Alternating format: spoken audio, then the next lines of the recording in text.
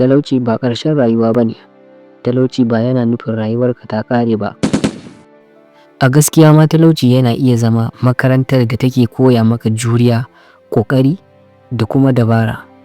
Mutane da yawa suna amfani da talauci a matsayin uzuri, su ce ba ni da kuɗi, ba ni da dama. Ka ji wasu suna cewa ba ni da sa'a.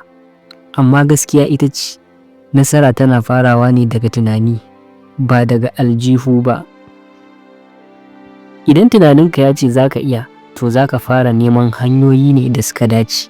Talauci yana koya maka abubuwa ne guda uku masu ƙarfin gaske.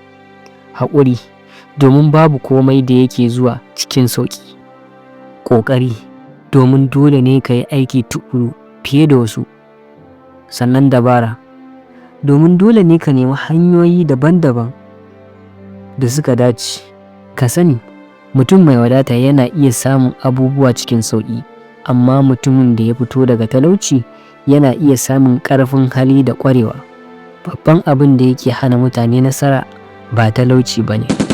Abin da yake hana su shine tsoro, kasala, rashin yarda da kansu. Idan mutum ya yarda da kansa, zai iya fara komai daga ƙaramin abu.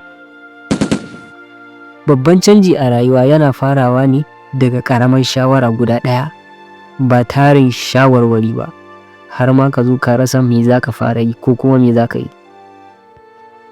Nasara tana farawa ne da mataki ɗaya. Ba dole ne ka fara da kuɗi mai yawa ba, ba dole ne ka fara da kayan aiki masu yawa ba.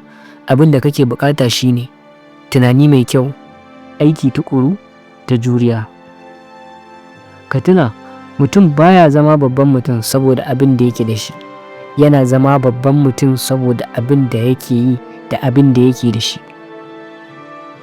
Saboda haka, idan kana cikin talauci yanzu ka sani, dole ne ka canza tunani, ka yi aiki tuƙuru, ka jure, sannan dole ka dawwama cikin addu'a, saboda komai yana hannun Ubangiji.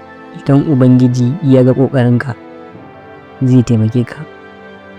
Ku ci gaba da bibiyar mu a wannan channel tamu ta Aminu AZ domin samun abubuwa wanda za su canza maka rayuwa da canza maka nau'in tunaninka. Ku biyo mu ku dai, ku yi mana sharing da subscribing da liking da comment a wannan bidiyo. Sunana Aminu AZ. Na gode.